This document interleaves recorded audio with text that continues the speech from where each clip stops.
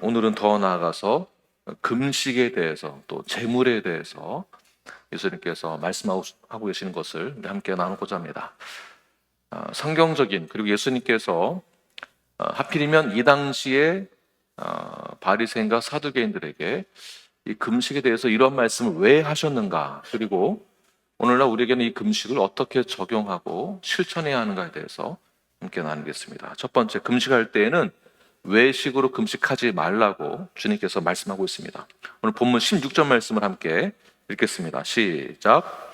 금식할 때 너희는 외식하는 자들과 같이 슬픈 기색을 보이지 말라. 그들은 금식하는 것을 사람에게 보이려고 얼굴을 흉하게 하느니라. 내가 진실로 너희에게 이르노니 그들은 자기 상을 이미 받았느니라. 네.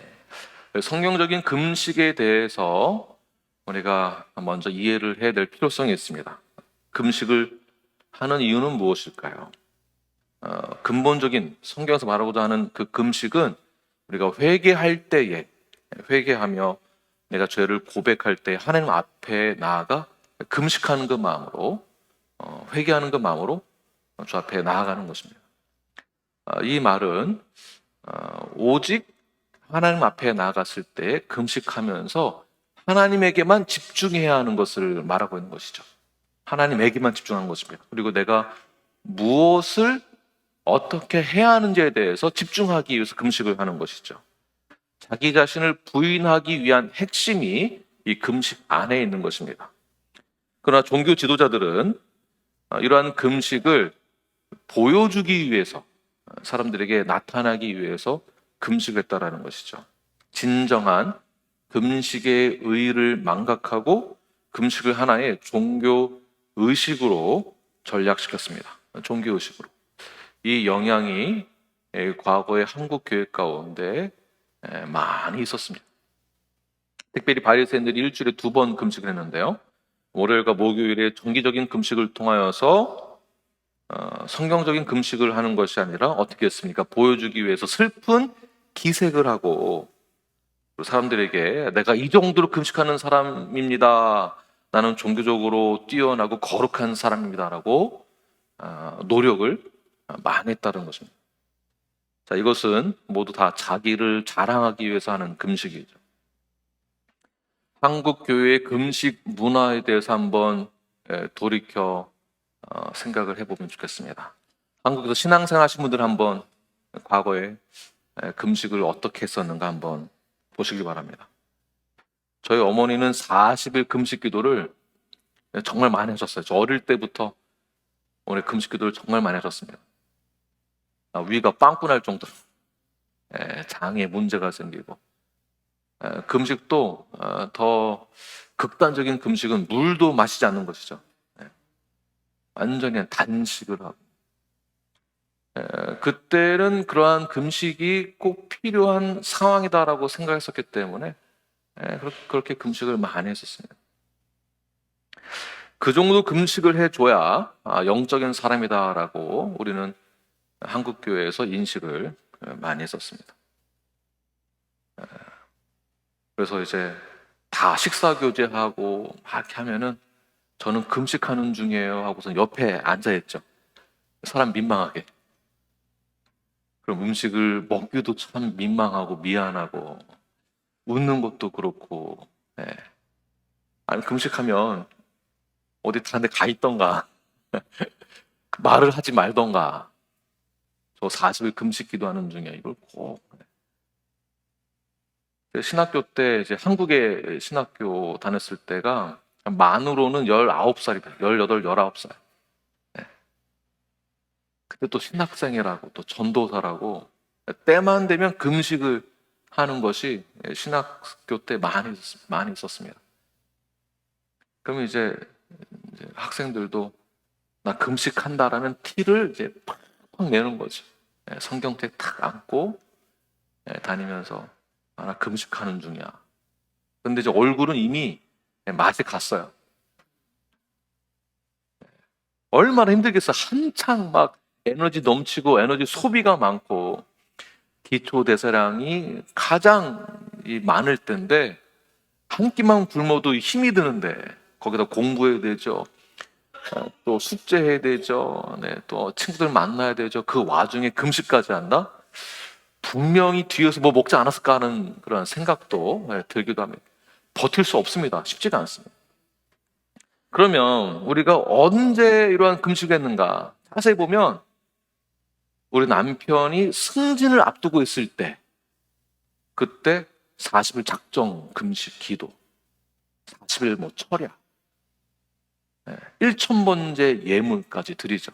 1,000번의 예물을 헌금 봉투에 넣어서 탁 드리면 하나님이 이 나의 정성에 감동하여서 나의 생각과 나의 입장과 내가 원하는 것을 하나님에게 관철시켜서 하나님의 뜻을 나의 정성으로 바꿔가지고 금식까지 해서 반드시 승진을, 나의 남편의 승진을 시키리라, 이런 마음으로 금식을 한 적 있습니까? 없습니까?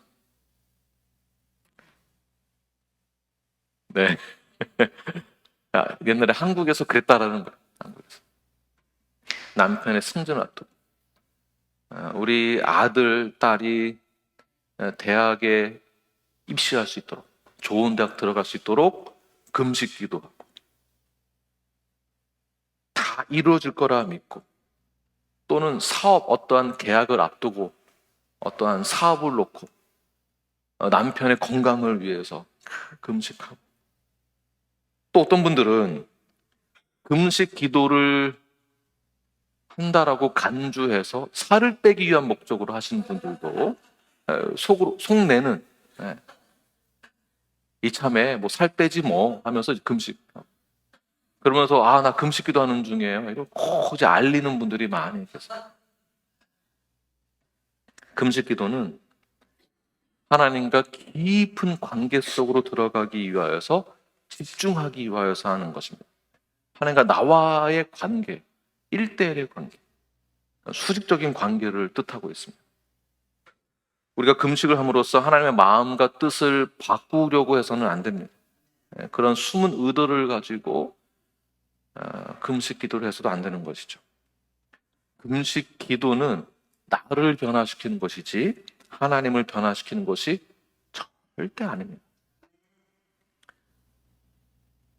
금식 기도를 또 릴레이식으로 하면서 이제 그때 빈칸에 이제 이름 적고 금식 기도 릴레이, 이제 이런 것도 훈련의 일환으로 하는 것도 뭐 아주 나쁜 것은 아니지만, 교회에서 릴레이 금식 기도를 언제 하느냐, 교회 건축을 앞두고 뭐 이런 걸로 금식 기도를 많이 했던 것 같아요. 교회에 무슨 큰 행사가 있을 때. 근데 정작 정말 하나님 앞에 내가 나가서 죄인임을 고백하고 자백하는 그 마음으로, 통회하는 그 마음으로 내가 하나님 앞에 나아갑니다. 내가 하나님 앞에 1대1로 대면합니다. 나의 모든 삶을 주께 맡깁니다라는 뜻으로 진정성 있게 기도하고자 하는 그러한 금식 기도 릴레이를 잘 보지 못했습니다. 한국 교회에서 목회를 성공하기 위하여서 그것을 놓고 금식 기도를 하는. 그래서 저희 교회에서도 몇 년 전에 교회를 이전해야 한다든지 어려움이 있을 때에 왜 그렇게 금식 기도하지 않고 왜 그렇게 울부짖지 않느냐라는 그런 컴플레인을 상당히 많이 하셨는데, 그럼 나의 성공을 위해서, 우리의 성공을 위해서 기도를 하는 목적이 맞는 것일까요? 그렇지 않습니다. 우리가 왜 금식을 해야 하는가, 무엇을 위해서 금식을 해야 하는가에 대해서 한번 곰곰이 생각해 보십시오. 오늘 17절에서 말씀하고 있는 것은 금식할 때 어떻게 하라고 말씀하고 있습니까? 머리에 기름을 바르고 얼굴을 씻으라. 자, 무슨 말이냐면 금식을 할 때에 티를 내지 말아라. 철저하게 오직 하나님과 대면해라. 하나님하고만 대면을 해라라는 뜻입니다. 하나님에게만 나 자신을 드러내라. 또 이 말은 어떤 뜻이냐면, 금식 기도를 할 때에는 금식 기도를 하는 나도 모르게 하라는 뜻입니다. 나도 모르게 해라. 하나님과 철저하게 대면해라 라는 뜻에서 금식을 하며 기도하는 것입니다. 하나님 앞에 나아가 나의 죄를 회개하고 나 자신을 철저하게 부인하는 그 기도를 금식을 통해서 나와 하나님하고만. 이 금식은 누구에게 보여주기 위해서 하는 것도 아닙니다. 자랑하듯이 하는 것도 아닙니다. 금식을 많이 하면 할수록 나의 믿음이 커지고, 금식을 좀 덜 하면 믿음이 작아지고 하는 것도 아닙니다. 아까도 한국에서 금식 문화가 이제 뭐 큰 데를 앞두고 금식을 해야 하는 문화가 있었기 때문에, 저도 결혼을 앞두고 어머니가 하도 기도하라고, 기도는 들어가라고 그래가지고, 결혼 앞두고 저 혼자 기도원 들어가서 금식을 하는데, 예, 너무 힘들었습니다, 사실. 예. 내가 무엇을 위해서 기도해야 되는가라는 것도 생각도 많이 해봤고, 이틀 지나니까 나인원원에 전화해야 할 정도로 너무 이게 이러면 안 되지만, 금식 기도를 하는 목적과 성경적인 근거를 우리가 확실하게 집중적으로 공부하고 연구하여서, 꼭 무슨 일만 앞두고 금식 기도하는 것이 아니라 철저하게 하나님과 나와의 관계가 죄 가운데에서 회복되어져 하나님과의 관계가 깊은 관계로 들어가기 위한 목적으로 금식 기도를 하시는 저 여러분이 되길 바라며, 남들에게 보여주기 위하여서 내가 이 정도 됩니다, 나는 당신과는 다른 부류입니다, 당신보다 내가 좀 더 영적으로 탁월합니다라는 차원에서 금식 기도를 하는 그런 숨겨진 의도를 가지고 금식을 하는 것은, 그런 문화들은 없어져야 됩니다. 철저하게 성경적으로 건강한 금식 문화가 회복되어지는 우리 뉴라이프가 되기를 간절히 축원합니다. 그럼 두 번째, 보물을 여기 편집해 주시고요. 두 번째는 보물을 하늘에 쌓아두라. 우리 제물에 대해서 함께 나누겠습니다. 19절 말씀 함께 읽겠습니다. 시작. 너를 위하여 보물을 땅에 쌓아두지 말라. 거기는 좀과 동록이 해하며 도둑이 구멍을 뚫고 도둑질하느니라. 자, 재물이 악한 것일까요? 악하지 않은 것일까요? 악하지 않은 것입니다. 우리가 어떻게 사용하느냐가 더 중요한 것이지, 재물이 악한 것이 아니에요. 재물이 악하다면 우리는 왜 이 세상 살면서 돈을 벌어야 하는 것일까요? 왜 집과 땅을 돈을 주고 사야 하는 것일까요? 재물은 악한 것이 아닙니다. 그러나 예수님께서는 결코 재물이 악한 것이 아니다, 그러나 재물을 어떻게 사용해야 하는지에 대해서 오늘 본문에서 말씀하고 있는 것이죠. 재물을 내가 어떻게 다뤄야 하는가, 이 물질관에 대해서 오늘 함께 나누어 보도록 하겠습니다. 예수님은 유대인들이 가지고 있는 재물에 대한 가치관에 대해서, 물질적 그러한 재물관에 대해서 예수님은 유대인이 갖고 있는 그러한 철학과 그런 가치관에 대해서 동의하지 않았습니다. 그러므로 우리는 어떠한 재물관을 가져야 하는가? 유대인들은 하나님에게부터 오는 모든 축복이, 그런 축복의 개념들이 물질적인 축복과 동일시 여겼습니다. 그러니까 하나님부터 오는 축복이 내가 부자가 되는 거예요, 잘 사는 거. 이렇게 동일시 여겼다는 것입니다. 물질적인 풍요와 하나님의 축복을 동일시 여긴다라는 것이 우리 한국 교회에도 과거에 많이 있었습니다. 그래서 기도 많이 하고 신앙생활 잘하고 헌금도 많이 하고 봉사도 많이 하고, 그렇게 하면은 하나님이 축복해 주셔가지고 사업도 잘 되고 다 잘 된다, 돈도 많이 번다, 부자가 된다. 미국이 왜 부자가 됐느냐? 기독교 국가라서 부자가 됐다. 이런 것을 선교지에 나아가서도 그런 식으로 복음을 전한다든지, 한국도 그런 식으로 복음을 많이 전했던 것이죠. 그러나 예수님의 가르침은 무엇입니까? 재물을 쌓아두는 것에서부터 끝나는 것이 아니라 재물을 사용을 해라. 어디에다가? 하늘에 쌓아두어라 라는 것을, 어떻게 돈을 사용해야 하는지에 대해서 그렇게 말씀하고 있는 것이죠. 보물을 땅에 쌓아두지 말라. 즉 돈과 재산을 얼마나 많이 쌓아두어서 부자가 되려고 하는 것이 아니라 돈에 대해서는 우리는 반드시 돈은 소멸되는 것이다. 없어지는 것이다.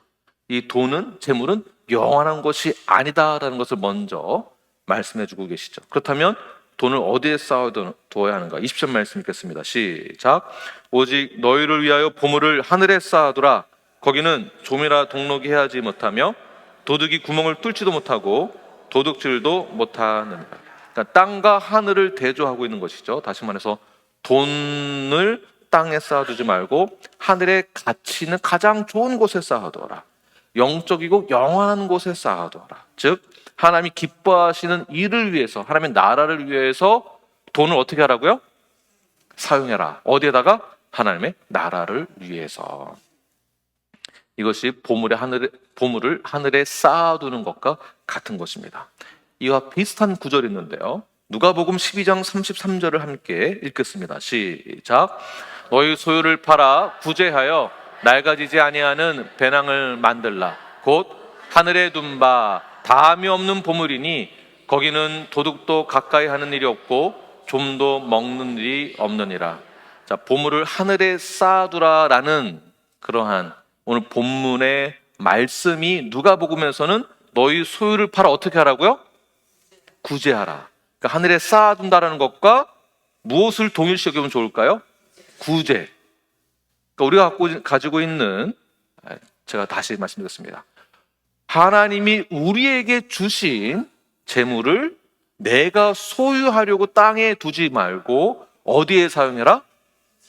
네, 누가복음 말씀에 얘기하면 구제하는 데 사용해라. 다시 말해서 하나님의 나라를 위한, 다시 말해서 사역을 위해서 사용해라라는 것과 동일한 것입니다. 하늘의 보물을 쌓아두라라는 것과 구제를 연결시키고 있는 것이죠. 즉 교회의 사역을 위해서, 그러니까 하나님의 나라를 위한 그 예산의 지출이 되어져야 된다라는 뜻이 되는 것이죠. 사도행전에서는 구제 사역을 위하여서 직분자를 선출하게 되죠. 사도행전 몇 장입니까? 6장이죠. 무엇을 위해서? 구제를 위해서. 어떠한 구제요? 과부들과 고아를 위해서. 이 시작으로 직분자를, 집사를 선출하게 되고 그 집사의 역할이 구제하는 사역을 하게 되는 것이죠. 교회에서의 모든 예산 지출이 구제하는 사역으로 사용되는 것입니다.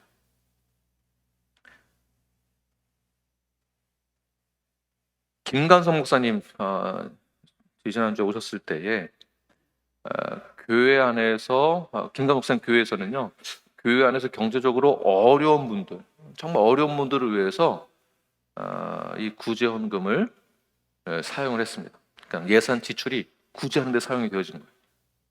그럼 사용이 되면 될수록 이것이 첫 번째는 어느 정도였는데 그 다음에 구제를 받아야 될 분들이 너무 많아진 거예요. 그러면 이 수입이 지출이 너무 많다 보니까 이 재정에 어려움이 생기게 되는데, 구제 사역을 하면 할수록 구제 사역에 관련되어 있는 예산이 더 증가되어지고 수입도 늘어나게 되고 전혀 문제가 안 생긴 일이 없었다라는 것입니다.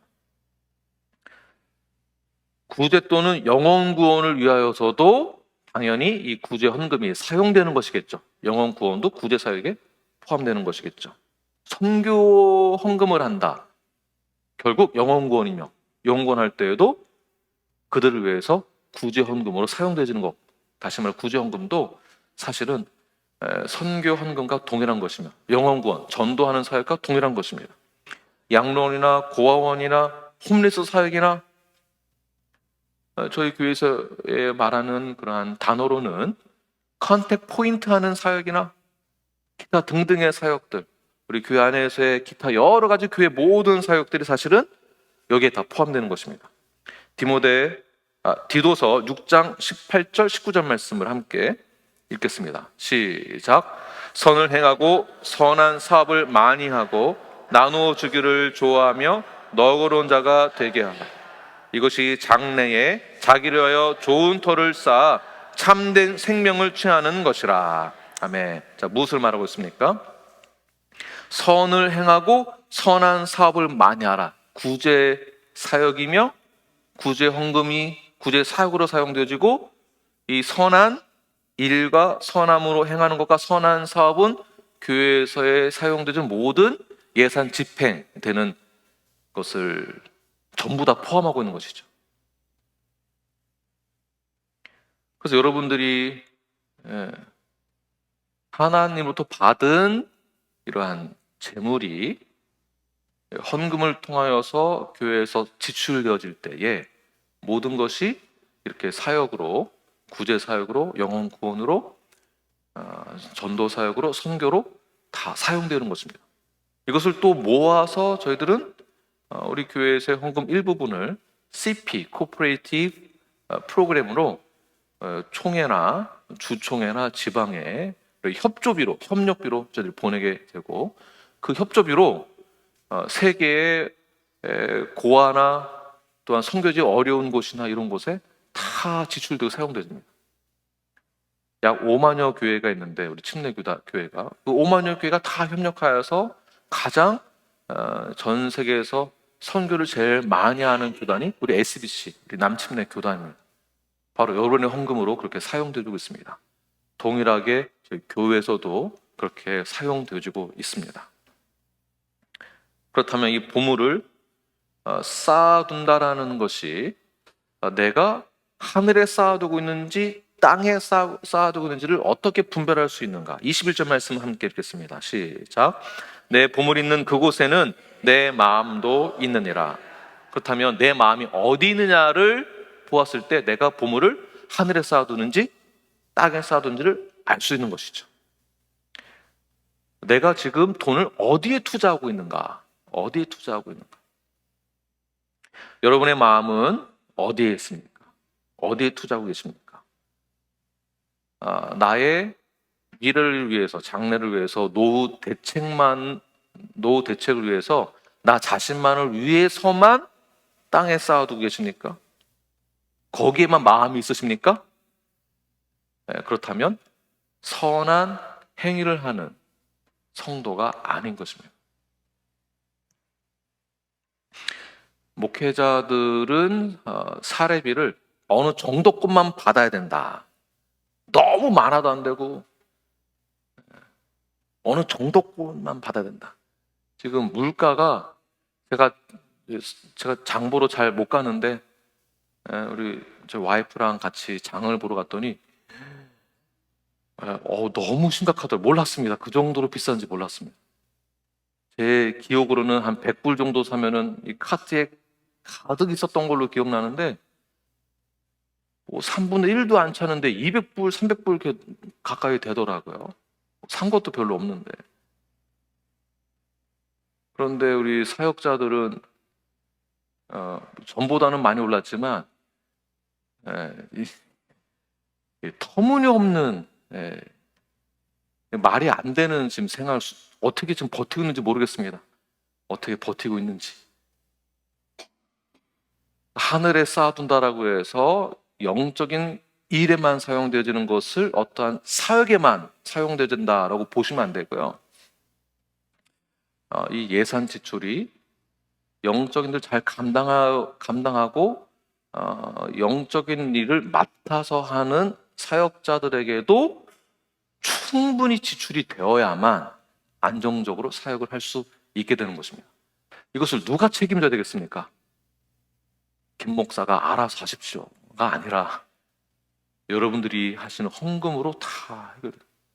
그래야 교회가 그 다음 세대를 위해서, 전도를 위해서, 교육과 양육과 영혼 구원을 위해서 더 준비하고 더 연구하고 더 헌신적으로 하게 돼요. 교회가 하는 일이지 뭐 사역자들은 딱 요 정도에서 더 주면 안 된다. 더 주면 교만해지고 뭐 더 하면은 뭐 토요일 날 아침 준비 사모님들이 우리 성도도 많이 하시지만 사모님들도 똑같이 하고 계십니다. 똑같이. 헌금도 똑같이, 섬기는 것도 똑같이. 성도님도 헌신적으로 다 잘하고 계세요. 그러나 잘못된 생각을 가지고 목회자들은 이러한 수준으로 살아야 된다라는 생각은 버리십시오. 그렇지 않습니다. 지금 사례비로는 살아가는 거 불가능한 거를 지금 하나님이 지금 인도해주고 계시는 것 같아. 물론 여러분들 많이 도와주고 계시지만 대부분의 이 헌금의 이 예산 지출이 사실은 사람에게 많이 사용되어집니다. 그래야 일이 진행이 되니까. 저희 교회 사이즈교회 사실은 사역이 굉장히 많습니다. 일을 많이 늘리지 않으려고 하더라도 우리에게 맡겨진 사역들이 있기 때문에 그 사역을 감당하기 위해서 지금 우리 부사역자, 우리 목사님들이 열심히 하고 있습니다. 여러분 기도해 주시고 또 서포트 해 주시고 여러분 함께 다 동참하셔서 모든 이 헌금이, 모든 이 재물이 나만을 위해서 내가 마음이 가는 곳에만 사용되는 것이 아니라 이 재물을 하늘에 쌓아둘 때에 놀라운 하나님의 그 은혜가 더욱더 넘치게 될 것입니다. 24절 말씀 함께 읽겠습니다. 시작. 한 사람이 두 주인을 섬기지 못할 것이니 포기를 미워하고 저를 사랑하거나 포기를 중히 여기고 저를 경히 여김이라. 너희가 하나님과 재물을 겸하여 섬기지 못하느니라. 다시 말해서 두 주인을 섬길 수 없다라는 것이에요. 이거는 이제 노예와 주인의 관계를 잘 이해해야 되는데, 노예는 한 주인만 섬기게 되어 있죠. 그러니까 종은 한 주인만 섬기게 되어 있습니다. 종이 두 주인을 섬길 수 없습니다. 그리고 성도도 교회를 이 양다리를 걸쳐놓고 신앙생활 하는 분들이 간혹가다 있습니다. 오전 예배는 여기 들었다가 오후 예배는 다른 교회 갔다가, 사역도 1부 예배는 우리 교회 사역했다가 2부 예배는 다른 교회에서 사역했다가, 여러분 말이 된다 생각하십니까? 제가 오늘은 여기, 다음 주에는 어디 K교회 사례비 2배로 받을 수 있고 참 좋겠다. 여러분 제가 이해되십니까? 안 되는 거죠. 성도들은요. 네, 안 되는 것입니다. 안 되죠.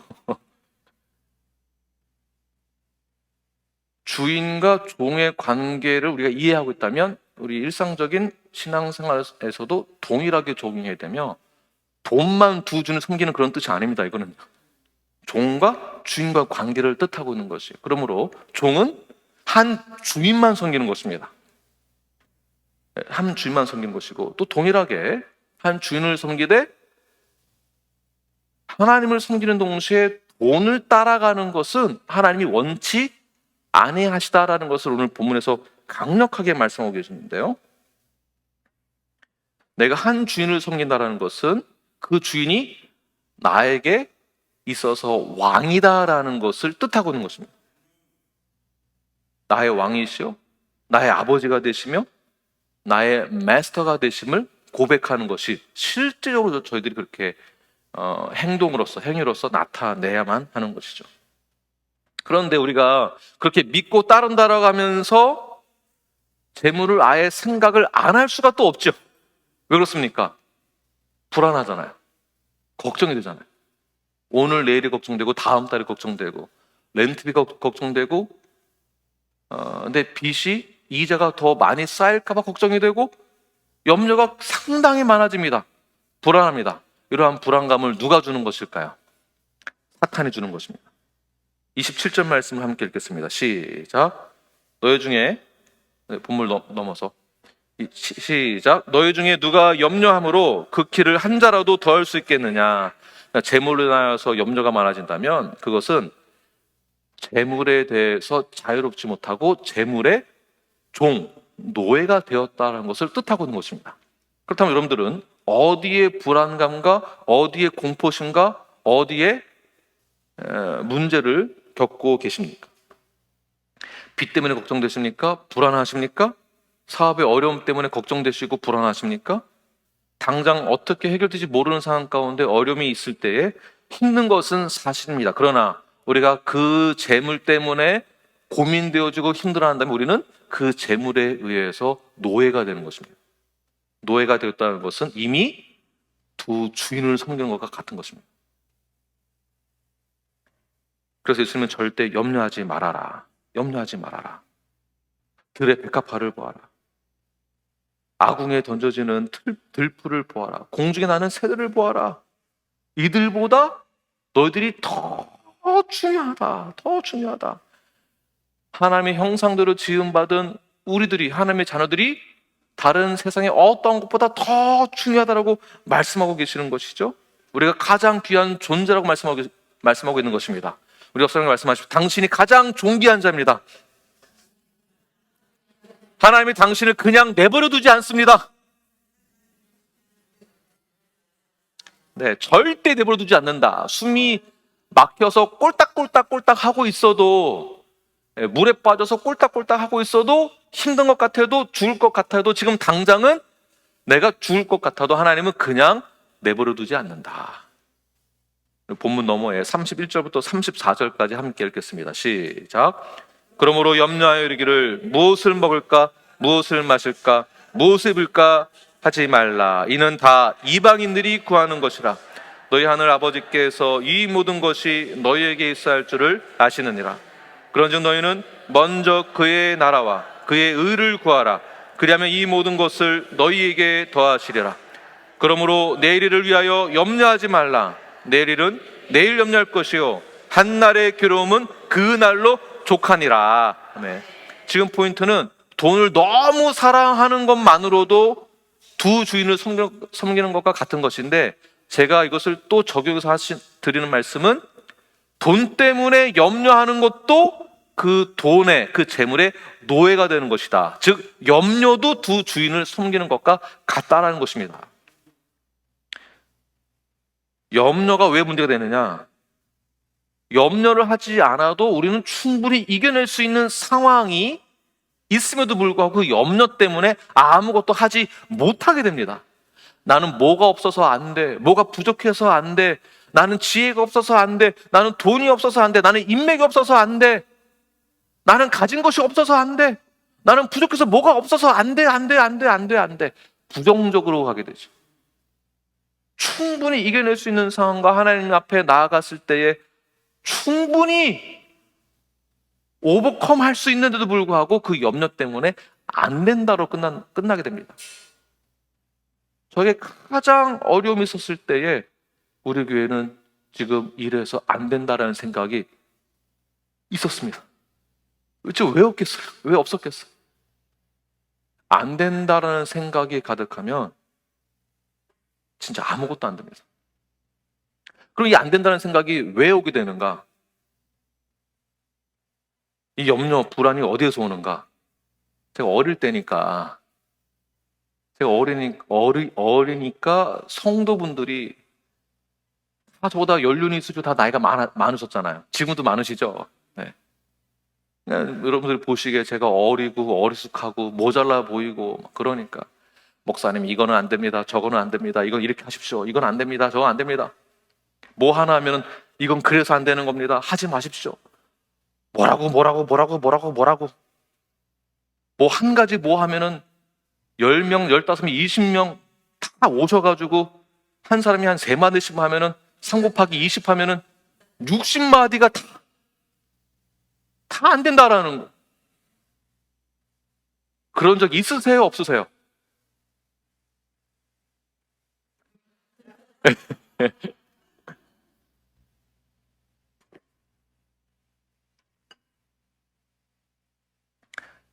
그러한 요인들도 사실 있었습니다. 그래서 불안해지는 거예요. 그러면 저는 어떻게 생각할까요? 아, 나는 안 되는구나. 나는 안 되는구나. 염려, 근심, 불안이 커지니까 나는 안 되는구나. 나는 안 되는구나. 이 생각이 더 깊어지고 발전되어지면 어디까지 가게 되냐면 나는 존재의 가치가 없는 사람이구나로 가게 되는 것입니다.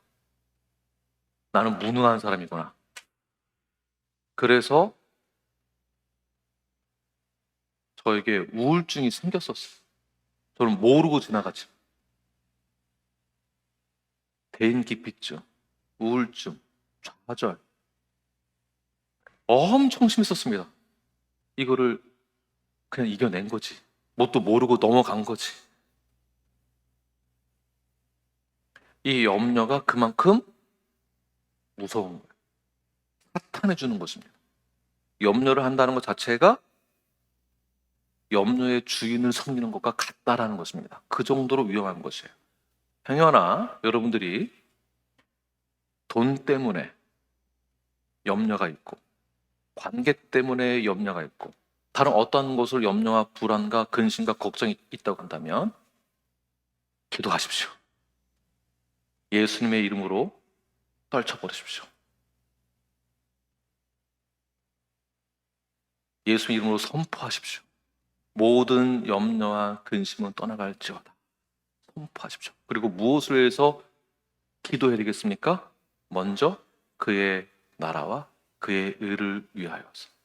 그리하면 이 모든 것, 나에게 있는 모든 것을 너희에게 다 아무것도 염려하지 마라. 들에 피는 백합화를 보아라. 공중에 나는 새를 보아라. 내가 다 입히고 먹이고 날개하고 다 하고 있지 않느냐. 너희들은 나를 닮은, 내가 창조한 하나님의 형상을 닮은 나의 자녀다. 하물며 나의 자녀인 너희들을 입히고 먹이고 자라게 하고 다 하지 않겠느냐. 이것은 부모가 되어서 자녀를 낳아봐야 그 부모의 마음, 자녀를 향한 그 부모의 마음을 이해하고 있는 분이라면 하나님 아버지의 마음을 다 이해하고 있는 것입니다. 이 청자님, 여전히 두 자녀가 장성하여서 안정적인 생활을 하고 있는데도 행여나 우리 아들이 어떻게 될까 걱정하여 입을 것, 먹을 것 생각하시죠? 잘 먹고 다니는지, 건강은 하는지, 문제는 없는지, 고민은 없는지, 그런 것처럼 하나님께서 우리를 동일하게 그렇게 보고 계시다. 염려를 떨쳐버리십시오. 금식에 관련해서, 재물관에 관련해서, 염려와 금식 걱정에 대해서 오늘 말씀 기억하시면서 주 앞에 온전하게 회개하시고 나아가신 여러분이 되길 간절히 축원합니다. 기도하시겠습니다. 주님.